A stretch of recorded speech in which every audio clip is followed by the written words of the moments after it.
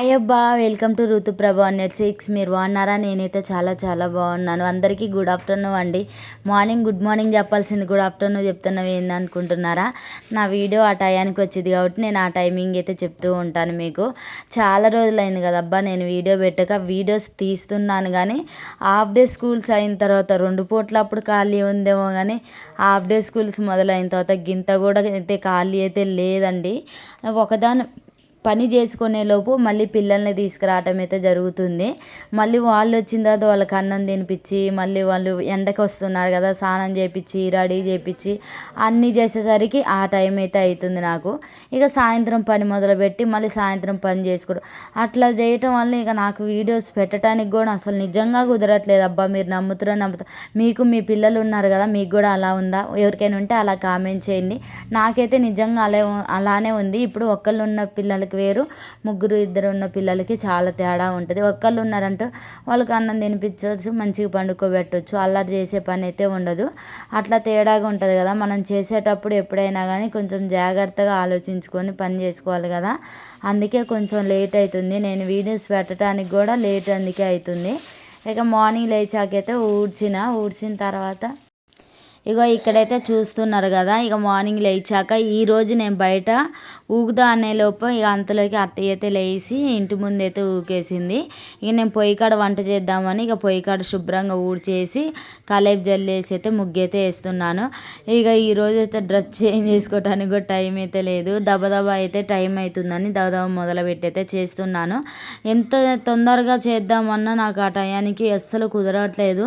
పని నిజంగా చెప్పాలంటే అందరి ఇళ్ళల్లో ఉండిద్దో ఉండదో నాకు తెలిసిన మట్టుకైతే పిల్లలు ఉన్న ఇంట్లోనైతే మా అత్తయ్య అనేది పాడికొండకి ఎంత పని ఉంటుందో అని ఏదో సాయటం వేసిద్ది, నాకేదో రావట్లేదు.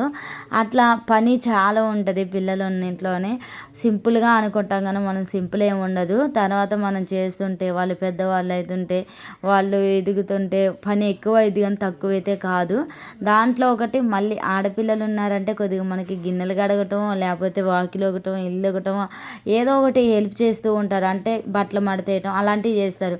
ఇక మగ పిల్లగాళ్ళు ఉంటే ఏం చేస్తారండి? వాళ్ళు ఏం చేయరు. వాళ్ళకి మనం ఎదురియాల్సిందే ఏదైనా కానీ. ఇప్పుడు ఇక నా పరిస్థితి కూడా ఇప్పుడే కానీ ఇక నా జీవితాంతం కూడా ఇక ఎదిరిస్తూ ఉండాలి. వాళ్ళని చేయమని చెప్పడానికి కూడా నాకు కూడా మనసు ఒప్పదు. ఇక మా బావ అనుకో, మగ పిల్లగాడికి నువ్వు పని చెబుతావు, ఎంత బాగా పని చెప్పినవు అంటాడు. అప్పట్లో వాళ్ళ తాతయ్య అంట ఇట్లా పని చేపిస్తే వాళ్ళని మా మామయ్య వాళ్ళు ఉన్నారు కదా, పని చేపిస్తే చాలు మా అత్తయ్య వాళ్ళని తిట్టేదంట. పిల్లలతో మగ పిల్లగాడితో పని చేపిస్తున్నావా నువ్వు అని తిట్టేదంట. అప్పుడు కాలం వేరు, ఇప్పుడు కాలం వేరు. ఇప్పుడు మగోళ్ళు ఆడవాళ్ళు చేస్తూనే ఉన్నారు. మా పిల్లలు చిన్న చిన్న హెల్ప్ చేస్తారు కానీ మరీ పెద్ద పనులు చేయాలన్నా వాళ్ళు అసలు చెయ్యను కూడా చేయరు. ఇక నేనే దవదవ లేచి టయానికి లేచి చేస్తూ ఉంటాను. ఖచ్చితంగా 5కి అయితే లేస్తాను. 5కి లేచి ఇంట్లోనే కాసేపు ప్రేయర్ చేసుకొని మళ్ళీ ఇంట్లోనే నీళ్ళు కాబెట్టేస్తాను. తర్వాత బయటకు వచ్చి వాకిలి ఊడ్చి కలేపు వాకిలు మొత్తం చల్లేసిన తర్వాత ఈ పనులు అయిన తర్వాత ఇట్లయితే వంట చేస్తూ ఉంటాను. ఈరోజైతే ఉప్మా రవ్వ చేస్తున్నాను. ఇంకో షాకింగ్ న్యూస్ ఏం తెలుసా? నైటు మాకు గ్యాస్ అయిపోయినట్లు మేము పాలు పెట్టంలోనే ఆగిపోయింది. నాకైతే ఇక చూసుకో ఎంత అదురు పుట్టిందో అసలు. ఇక మార్నింగ్ లేచి నేను ఈ పని అంతా చేస్తే నాకు ఎంత టైం అవుతుందో అని చాలా భయం వేసింది. ఎందుకంటే ఇప్పుడు మాకు ఖచ్చితంగా 40 రోజులు అయితేనే గ్యాస్ వచ్చింది అని చెప్పారు. అని చెప్పడం వల్ల మేము గ్యాస్ బుక్ చేస్తున్నా ఇప్పుడు వరకు కూడా మాకు గ్యాస్ అయితే రావట్లేదు. ఇంకా వారం అయితే కానీ మాకు గ్యాస్ అయితే ఆన్లైన్ అయిద్దంట, అప్పుడు మాకు గ్యాస్ వచ్చిద్ది అని చెప్తున్నారు. ఈ 4 రోజులలో మేము ఎలా వాడుకోవాలి అని నేను ఆలోచిస్తుంటే వాడుకోవటానికి కూడా నాకు కుదరకోకుండా నైటే గ్యాస్ అయిపోయింది. ఇక నేనేం చేసిన, గ్యాస్ అయిపోయింది అని అయితే అనుకున్నా నేను. ఇక అది ఆగిపోయింది. మళ్ళీ ఏం చేసిన, మళ్ళీ ఒక్కసారి దాన్ని గదిలిచ్చి మళ్ళీ ఒకసారి చూసేసరికి వచ్చేస్తుంది. ఇక నేను అనుకున్న ఈ గ్యాస్ కొద్దిగా నన్ను భయపెడుతుంది, నేను దాన్ని బట్టి నడుచుకోవాలి అని గ్యాస్ని బట్టి నడుచుకొని మార్నింగ్ లేచి ఇక్కడే ఉప్మా అయితే రెడీ చేశాను. బియ్యం కూడా ఇంకో షాకింగ్ న్యూస్ ఏంటంటే రోజు బియ్యం అయితే మామూలుగా చెరిగేసి బియ్యం కడిగేసి పెడతాను. ఇప్పుడు అట్లా కాదు, కొత్త బియ్యం ఇవి బియ్యం అయితే పాత బియ్యం అన్నీ అయిపోయాయి. కొత్త బియ్యం తీస్తే రాళ్ళు వెళ్తున్నాయి. ఇక అందుకే రోజు బియ్యం గాలిచ్చేసి అయితే పెట్టాల్సి వస్తుంది. ఇక నేను ఇప్పుడైతే గాలి ఇచ్చాను చూస్తున్నారు కదా, గాలి ఇచ్చుకుంటూ అటైతే ఉప్మా అయితే అవుతుంది. అంతలోకి బియ్యం గాలి ఇస్తే మంచిగా బియ్యం అయితే పెట్టేసుకోవచ్చు అన్న ఆలోచనతోనైతే బియ్యం పెడదామని గాలి చేస్తున్నాను. బియ్యం గాలి ఇచ్చేటప్పుడు చాలా జాగ్రత్తగా గాలిస్తే సన్న ఏమన్నా చిన్న చిన్న రాళ్ళు ఉన్నా కానీ మంచిగా దరికైతే వచ్చేస్తా ఉంటాయి.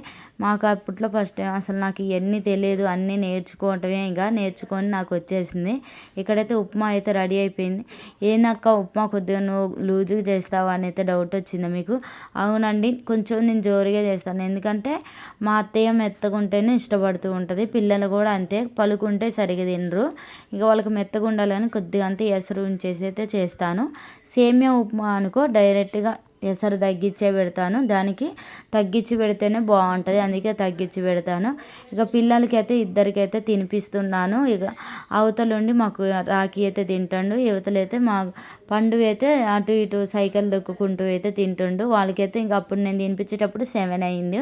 ఇంకా దవదవ అయితే తినిపించాను. తినిపించిన తర్వాత పాలు కాగబెడదామని ఇంట్లోకి వచ్చి పాలైతే కాగబెడుతున్నాను. పిల్లలకి పాలు కాగబెడితే ఇక అంతలోకి వాళ్ళు వెళ్ళిపోయారు కూడా, టిఫిన్ చేసేసి వెళ్ళిపోయారు. ఇక నేనేం చేశాను, కాగిన పాలల్లే టీ పొడి పంచదార అయితే టీ అయితే పెట్టేశాను, టీ పొడి బెల్లం వేసాను. ఇక అట్నే వంకాయలు ఉన్నాయి కదా, వంకాయలు అయితే కట్ చేస్తున్నాను. నేను వంకాయలు కట్ చేసేలోపు ఇందాక మీరు చూసారట్టుంది పైప్ అయితే ఇసిరేసాను కదా అటు. ఇక మా బావకి అయితే పైప్ ఇచ్చేసాను, నీళ్ళు వస్తున్నాయి కదా పైపు పెట్టు, డ్రమ్ముకి వేస్తే నిండుతూ ఉంటుంది. అంతలోకి నేను ఇక కూరగాయలు కట్ చేస్తాను, కట్ చేసిన తర్వాత గిన్నెలు అవన్నీ కడిగేసి పెడతానులే అని అయితే చెప్పాను. సరే అని అయితే అండు. ఇక నేను అంతలోకి టీ చూసుకుంటూ అటైతే కూరగాయలు అయితే కట్ చేస్తున్నాను. ఎప్పుడైనా మేము ఒక పని చేసుకుంటే ఇంకా బావలేస్తే చిన్న చిన్న పనులే చెప్తాను, పెద్ద పనులు అయితే అసలు నేను చెప్పను, నేనే చేసుకుంటాను. మా ఇంట్లో ఉన్న అలవాటు ఏంటంటే ఎక్కువ మగవాళ్ళ పిల్లగాళ్ళకి పనులు చెప్పకూడదు. ఇప్పుడే కాదు, ఫస్ట్ నుంచి కూడా మాకు పాతకాలం నుండి కూడా అలవాటు. అట్లా పని చెప్తే అసలు మా ఇళ్ళల్లో ఊరుకోరు, ఇక మగవాళ్ళు చెయ్యొద్దు అంటారు. ఇక అట్లా ఉంటుంది, ఇక మేమే చేసుకుంటూ ఉండాలి. ఈ వంకాయలు అయితే ఫ్రెష్ వంకాయలు చాలా అంటే చాలా బాగున్నాయి. ఇక వంకాయ కర్రీ చేద్దాము, పిల్లలు వచ్చేలోపు వంకాయ కర్రీ చేసి ఉంటే వాళ్ళు తింటారు. నేనేమో ఈరోజు చర్చికి వెళ్దాము అన్న ఆలోచనతోనే దవదవ అయితే కర్రీ కూడా రెడీ చేస్తున్నాను. అక్కడైతే టీ పెట్టేశాను, ఇక్కడ టీ రెడీ అవుతుంది. అంతలోకి కూరగాయలు కట్ చేసి నీళ్ళు పట్టేస్తాను, తర్వాత కర్రీ అయితే చేస్తాను. మంచినీళ్ళు పోయాయంటే మళ్ళీ మనం మంచినీళ్ళు పట్టుకోవాలంటే ఇబ్బంది అయింది. ఇప్పుడు ఎండాకాలం కదా, మాకు నీళ్ళు అయితే తక్కువ వస్తున్నాయి, పిల్లలు ఎక్కువ నీళ్ళు తాగుతున్నారు, నీళ్ళు కూడా సరిగా సరిపోవట్లేదు. ఇక నేనేం చేస్తున్నాను, మాకు ఎట్లా బకెట్లోని వాటిలో శుభ్రంగా కడిగేసి పెడతాను నేను ఎప్పుడైనా కానీ. ఇక నీళ్ళు మంచిగా కడిగేద్దాం అనేసి మొత్తం అయితే కడిగేస్తున్నాను. బిందెలు రుద్దేసి శుభ్రంగా కడిగిన తర్వాత వాటర్ పట్టేస్తా. ఎప్పుడైనా బిందెలు అయితే ఖచ్చితంగా నేను బిందెలు మళ్ళీ తర్వాత ఆడు పని చేసే కాడ ఖచ్చితంగా క్లీన్ చేసుకుంటాను. నేను బిందెలు పెట్టే కాడ కూడా శుభ్రంగా రుద్దేసి క్లీన్ చేసుకుంటాను. నాకు అట్లా ఉంటేనే ఇష్టము, లేకపోతే పురుగు పూసిపడ్డట్టు అట్లా ఫీలింగ్ వచ్చేస్తుంది, నాకు అస్సలు నచ్చదు. ఎన్నోసార్లు అనుకున్నాను నేను ఫిల్టర్ అయ్యేది తెచ్చుకుందామని అయితే అనుకుంటున్నాను, కానీ ఇక సహకరించట్లేదు, అందుకే నేను తెచ్చుకోలేకపోతున్నాను. సహకరించినప్పుడు అయితే ఖచ్చితంగా తెచ్చుకుంటాను. కానీ నా యూట్యూబ్ ఫ్యామిలీగా ఐఫోన్ ఆప్షన్ అయితే క్లిక్ చేయండి, యూట్యూబ్ ఇచ్చిన ఐఫోన్ ఆప్షన్ని ఎవరైనా మర్చిపోకుండా క్లిక్ చేయండి. నా ఫ్యామిలీ మెంబర్స్ లాగా నేను ఎంత భావిస్తానో మీరు కూడా నన్ను అంత ఫ్యామిలీ మెంబర్ లాగా, ఒక కుటుంబం లాగా నన్ను చేర్చుకొని మంచిగా నా వీడియోస్కి సపోర్ట్ చేయండి, లైక్ చేయండి. ఇగో ఇక్కడైతే చూస్తున్నారు కదా, ఇక బిందెలు అయితే క్యాన్ అయితే కడిగేసి బిందెలు కూడా శుభ్రంగా రుద్దేసి కడుగుతున్నాను. ఇక ఇటు నీళ్ళు వస్తున్నాయి, అటేమో డ్రమ్ములలో వేసాను కదా, ఆ నీళ్ళు పోతున్నాయి ఏందని ట్యాప్కి ఒకసారి అటు చూసుకుంటూ మళ్ళీ ఇటు నీళ్ళు పట్టుకుంటూ అన్నీ శుభ్రంగా చేస్తున్నాను.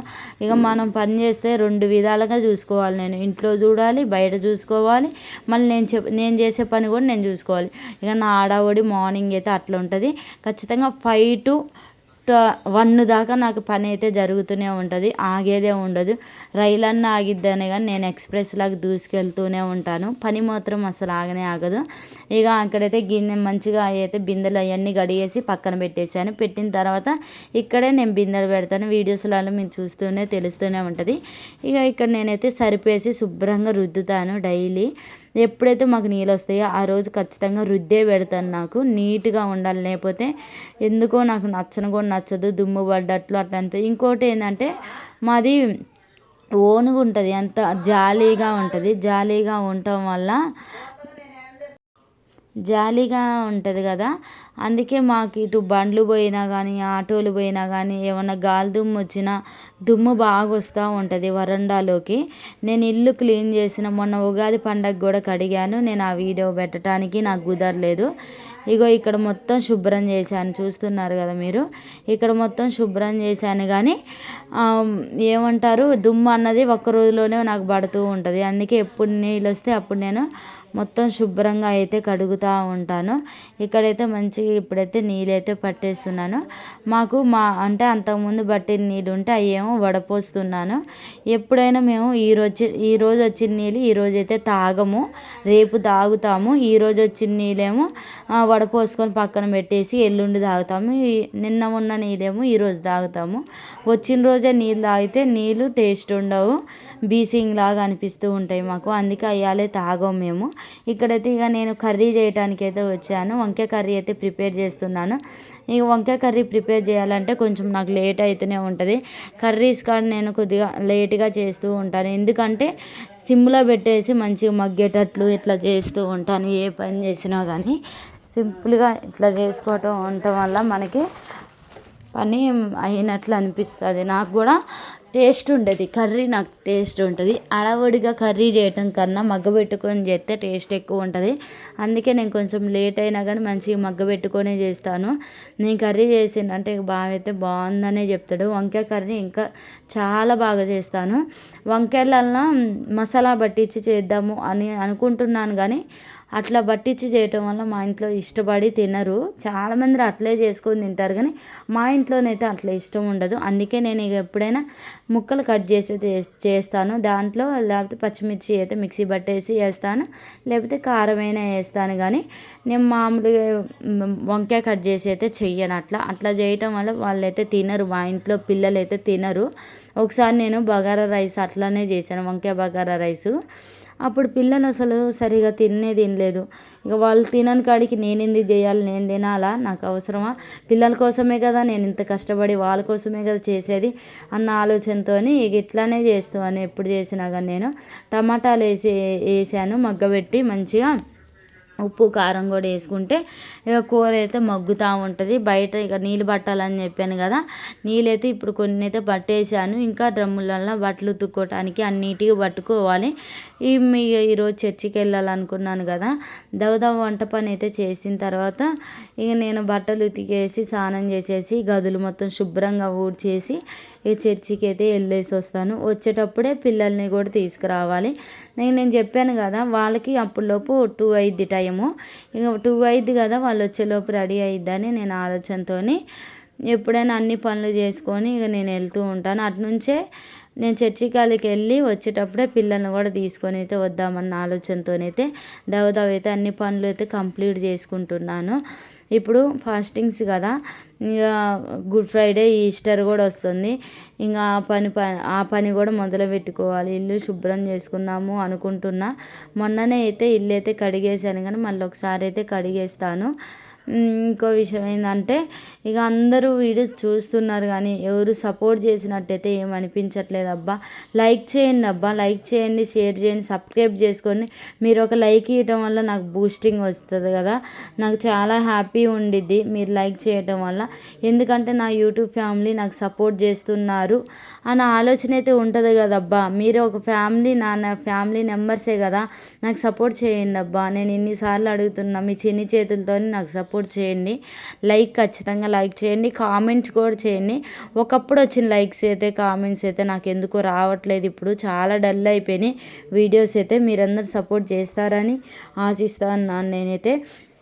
అక్కడ మా వాతావరణం చూసారు ఎంత బాగుందో. కొంచెం బయట ఉంటే నాకు పల్లెటూరు వాతావరణమే అనిపించింది, మాది సిటీ అయినా కానీ.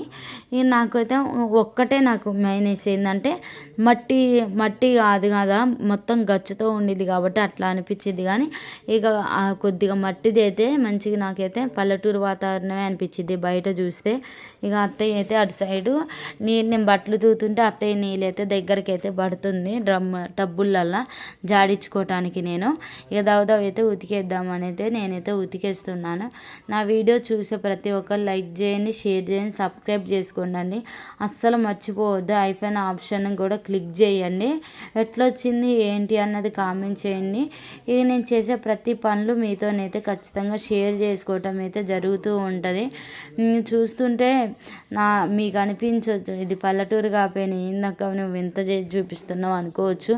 నాకు ఇంట్లో నేను ఎలా ఉంటానో అలానే చేసి చూపిస్తున్నాను. బాయ్ అండి, నెక్స్ట్ వీడియోలో కలుద్దాం.